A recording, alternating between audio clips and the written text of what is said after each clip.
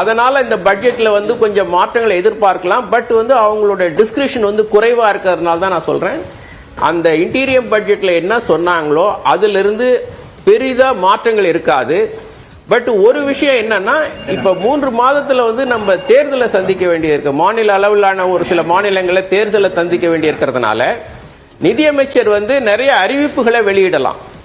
அவங்க வந்து இப்போ ஒரு எக்கனாமிக் சர்வேல வந்து ஒன்று சொல்றாங்க. என்னன்னா, இது வரைக்கும் வந்து அவங்களோட கொள்கை என்னன்னா, நாங்க மீன் கொடுக்க மாட்டோம், மீன் பிடிக்க கற்றுத்தருவோம், அதுதான் சொன்னாங்க. அதாவது நாங்க வந்து கெப்பாசிட்டியை வந்து இன்க்ரீஸ் பண்ணுவோமே தவிர நாங்க வந்து ஹெல்ப் பண்ண மாட்டோம், டைரக்டா சப்போர்ட் பண்ண மாட்டோம் அப்படிங்கறதா, சப்சிடி எல்லாம் அதிகமா இது பண்ண மாட்டோங்கிறதா. அது இப்போ அதுல இருந்து வந்து ஒரு சின்ன மாற்றம் என்ன சொல்றாங்க, பாட்டம் அப் அப்ரோச் அப்படின்னு சொல்லி விவசாயத்துக்கு தனியார் இதை வந்து வேலை வாய்ப்புகளை ஊக்குவிக்க இது மாதிரி ஒரு 6 விஷயங்களை சொல்றாங்க. ஸோ இதெல்லாம் வந்து அவங்க எப்படி செய்ய முடியுங்கிறத நம்ம அவங்க பட்ஜெட் பிரசன்ட் பண்ண பிறகுதான் பார்க்கணும். பட் வந்து ஒரு சில அறிவிப்புகள் இருக்கலாம். இது தொடர்பா வந்து அவங்க வந்து அறிவிப்புகளை வந்து செய்யலாம். ஓகே, இப்போ டாக்ஸ் ஸ்லாபை பொறுத்த வரைக்கும் நியூ ரெஜிம்க்கு அதிகமான கான்சென்ட்ரேஷனை மத்திய அரசு கொடுக்கறத கடந்த பட்ஜெட்டுகள்லையும் நம்ம பார்க்குறோம். இப்பயும் எதிர்பார்ப்பை பொறுத்த வரைக்கும் அந்த நியூ டாக்ஸ் ரெஜிம்ல தான் அந்த உச்சவரம்பு அப்படின்றது அதிகரிக்கப்படலாம் அப்படின்ற எதிர்பார்ப்பு இருக்கு. இப்போ இதுல அதிகமான கவனத்தை அரசு செலுத்துறது தனிநபருக்கும் நாட்டிற்கும் நல்லதா?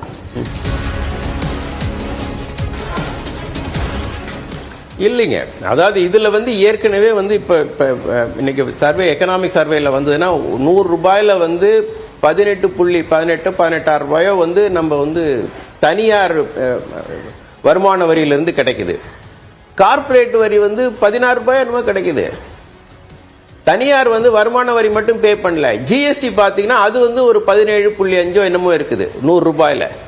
ஸோ ஜிஎஸ்டியும் தனி மனித வருமான வரியும் சேர்த்தீங்கன்னா சாதாரண மக்கள் பே பண்ற வரி வந்து ரொம்ப அதிகமா இருக்குது. ஆனா கார்பரேட் பெரு நிறுவனங்கள் வந்து இப்ப இவங்க வந்து முதலீடு செய்யுங்க அப்படின்னு தனியார் துறையை நிதியமைச்சர் கேட்கிறாங்க. இந்த எக்கனாமிக் சர்வேல அதான் தனியார் துறையும் மாநில அரசுகளும் முன் வரணும் முதலீடு செய்யறதுங்கிறத வந்து ஒரு அண்டர்லைன் பண்ணி சொல்றாங்க. தனியார் துறை முதலீடு செய்யணுங்கிறதுக்காக தானே வந்து நம்ம கார்பரேட் வட்டி விகிதத்தை வந்து குறைச்சோம். 5 ஆண்டுகளுக்கு முன்னாடி கார்பரேட் வட்டி விகிதத்தை குறைக்கிறதுக்கான வந்து நியாயம் என்ன அரசு சொன்னிச்சு, நிதியமைச்சர் சொன்னாங்க, தனியார் முதலீடை ஊக்குவிக்கிறதுக்கு. 5 வருஷம் ஆயிடுச்சு, இன்னமும் வந்து நீங்க தனியார் முதலீடு செய்யணும்னு அவங்கள சொன்னா அவங்க எப்ப செய்வாங்க? அவங்களுக்கு வந்து அவங்க உற்பத்தி பண்ற பொருள் வந்து வித்தாதான் அவங்க செய்வாங்க. அவங்க பொருள் விற்கல, கன்சம்ஷன் நடக்கல அப்படின்னா இப்ப அந்த கெப்பாசிட்டி, அண்டர் யூட்டிலைஸ்டு கெப்பாசிட்டி இப்ப எக்ஸிஸ்டிங் இதுல வந்து 1/4 பங்குக்கு மேல இருக்கு அப்படிங்கிறாங்க. அப்படி இருக்கும்போது இப்ப அதே மாதிரி எஃப்எம்ஜி நிறுவனங்கள், எஃப்எம்சிஜி நிறுவனங்கள், மற்ற கார் இதெல்லாம் பாத்தீங்கன்னா அந்த ஸ்மால் கார்லாம் வந்து விற்கல அப்படிங்கிறாங்க. இதெல்லாம் என்ன காட்டுது? நுகர்வு குறைஞ்சிருக்கு. அதற்கு ஒரே அடிப்படை காரணம் நுகர்வு குறையறதுக்கு வந்து வேலை இல்லாமை, வருமானம் இல்லாதது, விலைவாசி உயர்வு, இதுதான்.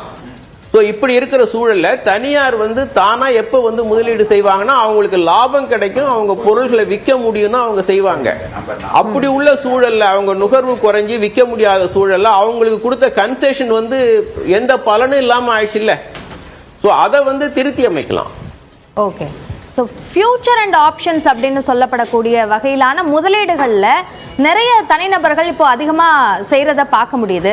அதை கட்டுப்படுத்துறதுக்கான விதிகள் வகுக்கப்படலாம் அப்படின்ற ஒரு எதிர்பார்ப்பு இருக்கு. அது சார்ந்த தகவல்களும் வெளியாகுது. அது சரியான ஒரு வியூகமாக இருக்குமா?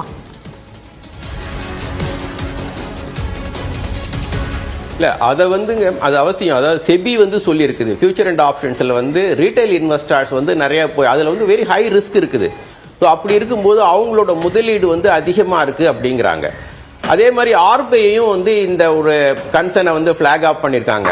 அவங்க ஆர்பிஐ சொல்றதோட அடிப்படை என்னன்னா, சேவிங்ஸ் வங்கிகள்ல, பொதுத்துறை வங்கிகள்ல சாதாரண மக்கள் வந்து செய்யக்கூடிய சேவிங்ஸ் வந்து அது ரொம்ப ரொம்ப குறைஞ்சிருக்கு. அதே சமயம் வந்து இதுல வந்து இந்த ஃபியூச்சர்ஸ் அண்ட் ஆப்ஷன்ஸ்ல வந்து அதிகமா இருக்கு. அதுக்கு காரணம் என்னன்னா, மியூச்சுவல் ஃபண்ட்ஸ்ல வங்கிகள்ல போடாம வந்து ரீட்டைல் இன்வெஸ்டர்ஸ் வந்து மியூச்சுவல் ஃபண்ட்ஸ்ல போடுறாங்க. மியூச்சுவல் ஃபண்ட்ஸும் கொண்டு போய் இதுல இன்வெஸ்ட்மெண்ட் பண்றாங்க, ரீட்டைல் இன்வெஸ்டர்ஸும் இதை வந்து இன்வெஸ்ட்மெண்ட் பண்றாங்க. இது வந்து வெரி வெரி ஹை ரிஸ்க் இருக்கிறதுனால வந்து ஆர்பிஐயும் செபியும் வந்து எச்சரிக்கை செஞ்சிருக்கிறாங்க.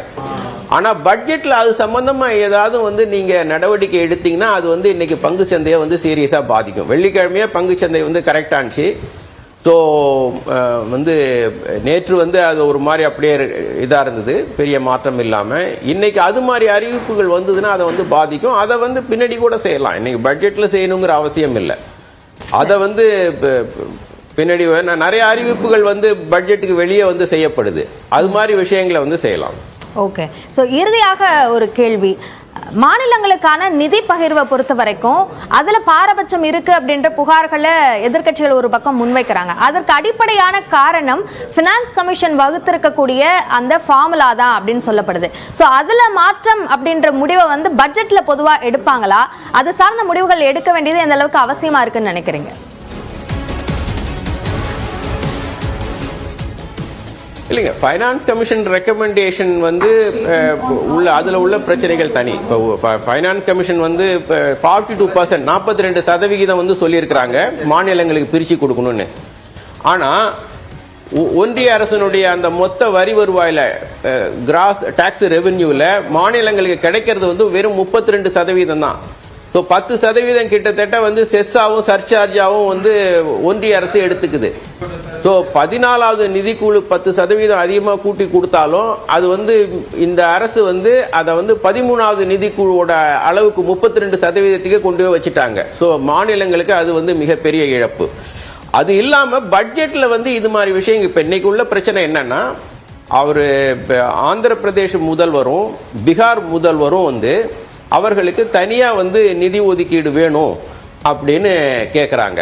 அதை வந்து பட்ஜெட்டில் அவங்க அந்த ஸ்பெஷல் ஸ்டேட்டஸ், அந்த மாநிலங்களுக்கு ஸ்பெஷல் ஸ்டேட்டஸ் ஃபர்ஸ்ட் கேட்டாங்க. இப்போ அவங்க வந்து அதை பற்றி ரொம்ப அதை அழுத்தம் கொடுக்க போறதில்லை அப்படிங்கிற மாதிரி பத்திரிகைகளில் செய்தி வந்திருக்குது. ஏன்னா அதை கொடுக்க முடியாதுங்கிறத வந்து ஒன்றிய அரசு சொல்லிடுச்சு. அது சரி, அது மிக மிக சரியான ஒரு விஷயம். அதே போல நிறுவன அமைப்புகள் ஃபைனான்ஸ் கமிஷன் மாதிரி இல்லை சென்ட்ரலி ஸ்பான்சர்டு ஸ்கீம்ஸ் மாதிரி ஒரு நிறுவனமா அமைப்பா ஆக்கியிருக்கோம் நம்ம வந்து ஒன்றிய அரசுல இருந்து மாநிலங்களுக்கு கொடுக்கறத. அப்படி இல்லாம பட்ஜெட்ல வந்து ஒரு சில மாநில அரசுகளுடைய ஆதரவுள்ள அரசு இருக்க வேண்டிய ஒரு கட்டாயம் இருக்கும்போது அந்த மாநில அரசுகளுக்கு வந்து கூடுதலா சிறப்பு நிதி ஏதாவது பட்ஜெட்ல ஒதுக்குனா அது வந்து ஒரு டிஸ்கிரிமினேஷன். இப்ப நாளைக்கு ஒரு அசியம் பண்ணிக்குவோம், இந்த ரெண்டு மாநிலமும் வந்து ஏதோ ஒரு காரணம், ஹைப்போதெட்டிக்கலா சொல்றேன், ஏதோ ஒரு காரணத்தினால அவங்க ஆதரவை வந்து திரும்பி பெறாங்க. ஸோ அரசு வந்து வேறு சில மாநிலங்களில் இல்லை வேறு சில கட்சிகளுடைய ஆதரவை கோர வேண்டிய ஒரு சூழல் இருக்கு. அப்ப அந்த ரெண்டு மாநிலங்களும் வந்து எங்களுக்கும் இது மாதிரி ஒரு பட்ஜெட்ல கொடுங்க அப்படின்னு சொன்னா கொடுக்க முடியுமா? பட்ஜெட்ல வந்து ஒன்றிய அரசு செலவு பண்ணக்கூடிய பணங்கிறது வந்து எல்லா மாநிலங்களும் இருந்து கான்ட்ரிபியூட் பண்ணது, எல்லா மாநிலத்திலிருந்தும் மக்கள் பே பண்ண வரி பணம். அதை வந்து எல்லாருக்கும் சமமாக தான் பிரிச்சு கொடுக்கணும். அதற்கான நிறுவன அமைப்புகள் தான் வந்து ஃபைனான்ஸ் கமிஷன். அதை தாண்டி வந்து பட்ஜெட்ல ஒரு சிறப்பு நிதி ஒருத்தருக்கு கொடுத்தா that will set a very bad precedent. அப்ப நாளைக்கு பொலிட்டிக்கல் கண்டிஜென்சிக்காக எந்த ஒரு ஸ்டேட்டும் வந்து ஒன்றிய அரசு நிதியை வந்து அதிகமாக கோர முடியும். அது வந்து மற்ற மாநிலங்களுக்கு எதிரானது. இணைப்பில் வந்து எங்களுடைய பல்வேறு கேள்விகளுக்கு அது மாதிரி எந்த ஒரு அறிவிப்பு இதுல செஞ்சிடக்கூடாது. சரி, நன்றி திரு ஜோதி சிவஞானம். நன்றி.